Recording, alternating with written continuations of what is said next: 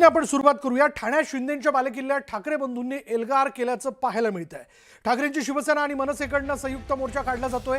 ठाणे शहरातील पाणी समस्या, वाहतूक कोंडी समस्या आणि रस्त्यातील खड्ड्यांच्या प्रश्नांना अनुसरून हा मोर्चा असणार आहे। शरद पवारांची राष्ट्रवादीही या मोर्चात सहभागी झाली आणि या मोर्चात शिवसैनिक आणि मनसैनिक हजारोंच्या संख्येने उपस्थित आहेत।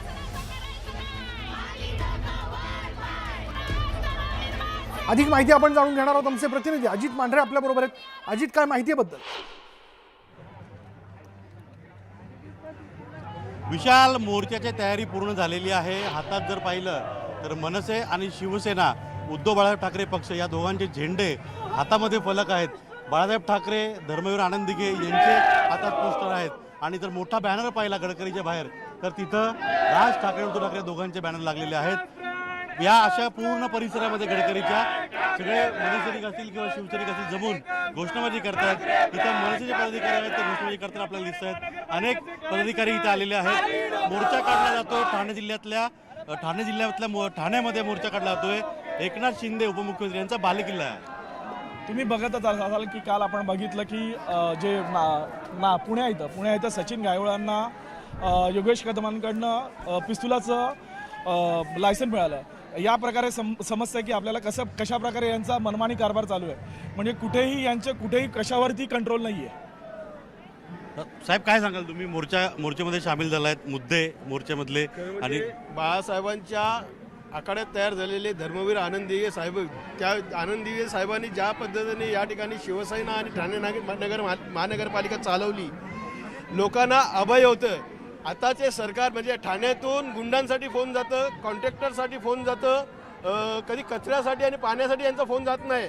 हे अनधिकृत बांधकामाला अभय देणं आणि महानगरपालिकेवर भ्रष्टाचार, यांनी कल्याण डोंबिवली महानगरपालिका, अंबरनाथ महापालिका, उल्हासनगर महापालिका, भिवंडी महापालिका अक्षरशः बाप मेल्यांनी विकून खाल्लेली आहे आणि त्या पैशाचा आता इलेक्शनला खेळ खेळतील।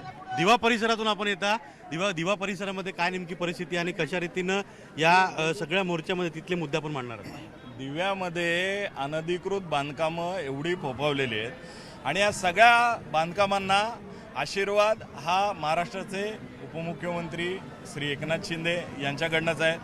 जर तुम्ही दिव्यामध्ये जर माहिती घेतली तर जेवढी अनधिकृत बांधकामं होतात, या अनधिकृत बांधकामांमध्ये प्रत्येक स्क्वेअर फुटामागे किती पैसे घेतले जातात आणि त्याला ठाणे महानगरपालिकेचे अधिकारी शिंदे मुद्दे बरेच आहेत, मुद्दे मोर्चामध्ये बरेच आहेत। पण माझा एक सर्वांना प्रश्न आहे, अनेक आरोप होत आहेत की आता निवडणुका जवळ आलेल्या आहेत, दोन्ही पक्षांकडे काही पर्याय उरलेले नाहीत म्हणून एकत्र आलेले आहेत। या मुद्द्यावरती कसं सांगाल?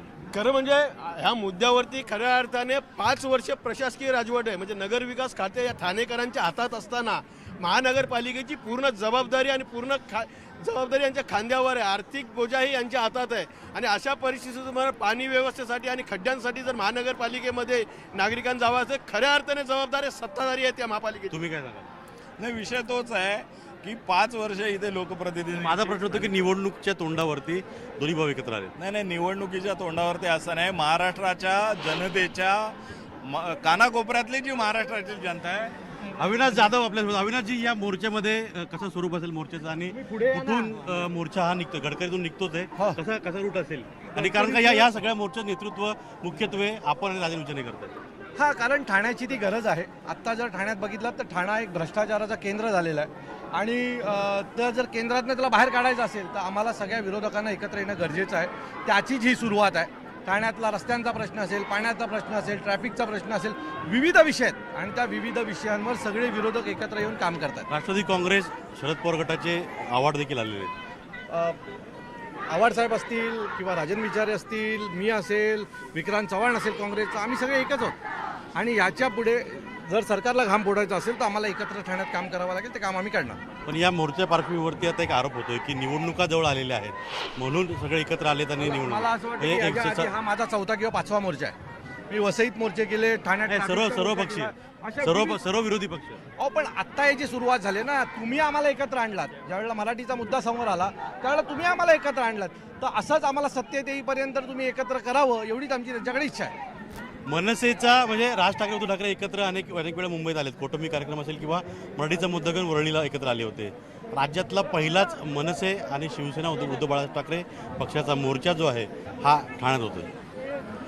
नाही, एक आनंद वाटतो याच्याकरता की आजही एवढ्या तुम्ही बघत असाल तर प्रचंड समुदाय ठाण्यातला रस्त्यावर उतरलेला आहे आणि हा मोर्चा काही तुम्ही त्याला युतीचा मोर्चा किंवा युतीच्या संदर्भातल्या काही बातम्या याच्याविषयी बोलण्यापेक्षा ठाणेकरांना गेले अनेक दिवस अनेक महिने जो त्रास होतो आहे याच्यावर ही ठाण्यातली जनता रस्त्यावर उतरलेली आहे आणि मला तो लोकांचा प्रश्न जास्त महत्त्वाचा वाटतो की मुख्यमंत्रीपद ठाण्याने भूषवलं, उपमुख्यमंत्रीपद ठाणे भूषवते, पण हे असताना सुद्धा एकंदर तुम्ही सगळं वातावरण बघितलं तर इतकी बजबजपुरी माजलेली आहे.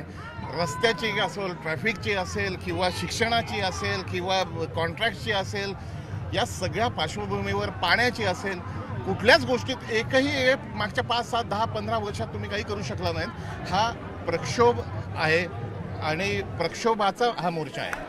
मेट्रोबद्दल आपण बोलत होतात. मेट्रोचं नुकतंच आता उद्घाटन झालेलं आहे आणि नवीन वर्षाच्या सुरुवातीलाच 4 स्टेशन जे आहेत ते मेट्रो ठाणेकरांच्या सेवेला येणार आहे. हे कसं आहे माहिती आहे ना, तुम्ही क्लस्टरचं किती वेळा बातमी केलेली आहे, तेवढ्या वेळा तुम्ही मेट्रोच्या बातम्या करताय. अहो 2 डबे आणून वरती उद्घाटन करून कुठे काय मेट्रोचं काही दिसतंय का तुम्हाला? गोष्ट अशी आहे की इथून मेट्रो कुठपर्यंत जाणार होती, आता कुठपर्यंत जायला पाहिजे होती ती बोरिवलीपर्यंत 2026 आज तुमचे 2 डबे येऊन नुसतं उद्घाटनाचा फार्स करताय. हल्ली काय नुसतं बातमी आणि सोशल मीडियावर जे काम चालतं ना तेवढ्यापुरतं ते मर्यादित आहे. आज एखादी मला विचारलं की काय तुमचं ठाण्यातलं मोर्चाचं वातावरण कसं आहे, म्हटलं छान आहे वातावरण, एकदम रस्ते गुळगुळत आहे, सगळ्यांच्या घरी भरभरून पाणी येतं आहे, आत्ताच मोर्चा मेट्रोनेच आम्ही काढणार आहोत. नुसती आश्वासनं द्यायची आणि असं भूलभुलैया हे करायचं, याच्याशी बोलीनच मी आता. पण आता एक आरोपही होतोय की निवडणुकीच्या तोंडावरती दोघं भाऊ एकत्र आले. निवडणुकी कधी झाल्या? निवडणुकी 8.5 वर्ष झाली, 8.5 वर्ष. यांना निवडणुका घ्यायला वेळ नाही, यांना प्रशासनाच्या माध्यमातून प्रशासक बसून सगळा भ्रष्टाचार करायचा आहे. मी तुमच्या चॅनलवर जाहीरपणे जबाबदारीने सांगतोय, महानगरपालिकेत अशी एकही गोष्ट नाही ज्यात भ्रष्टाचार नाही. आणि या सगळ्या बाबतीत इकडे भाजप त्याच्यावर आरोप करतोय, ते त्यांच्यावर आरोप करतात. आज गोष्ट अशी आहे की भाजपचा आमदार यांच्यावर आरोप करतोय, एकमेकांवर खेळत बसलेत आरोप. या सगळ्या ह्याच्यात ठाणेकरांना काय मिळतंय? आज ठाणेकर इथे रस्त्यावर उतरून आमचा हा संघर्षाचा पहिला दिवस आहे. निवडणुका येतात आणि जातात. निवडणुका हा महाराष्ट्र नवनिर्माण सेनेचा काही अजेंडा नसतो. लोकभावना काय आहे आणि लोकन्यायासाठी राजसाहेबांनी आम्हाला इथे रस्त्यावर उतरवलंय. पण ठाणा एक महत्त्वाचा ठाण्याची ओळख आजच्या दिवसाला भ्रष्टाचाराची राजधानी म्हणून झालेली आहे. ठाणेकरांचं हे दुर्दैव आहे. पण खऱ्या अर्थाने या सगळ्या गोष्टीला जाब विचारण्यासाठी आजचा हा धडक मोर्चा आमच्या शिवसेना, उद्धव बाळासाहेब ठाकरे आणि महाराष्ट्र नवनिर्माण सेना आणि त्याचबरोबर इतर पक्ष देखील जे सामील होणार आहेत आणि सर्वसामान्य ठाणेकर जे ह्या सगळ्या गोष्टीला त्रासलेले आहेत. आपण बघू शकाल हा मोर्चा ही एक संधी आहे की लोकांनी या लोकांना जाब विचारावा की इथली समस्या ज्या दैनंदिन दिवसाच्या आहेत, मग त्या ट्रॅफिकच्या असो, रस्त्याच्या असो, रस्त्यातील पडलेल्या खड्ड्यांच्या असो, इथे जे फ्लायओव्हर बांधलेले आहेत त्याच्यावरती जो ढीग त्या डांबराचा टाकला जातो आणि कव्हरअप केलं जातं त्याच्यामध्ये झालेला भ्रष्टाचार असो, इकडे कचऱ्याच्या व्यवस्थापनाचा विषय असो, पाणी टंचाईचा विषय असो, अनेक असे विषय ज्याला लोक त्रासलेली आहेत आणि खऱ्या अर्थाने यांना जाब विचारणं गरजेचं आहे.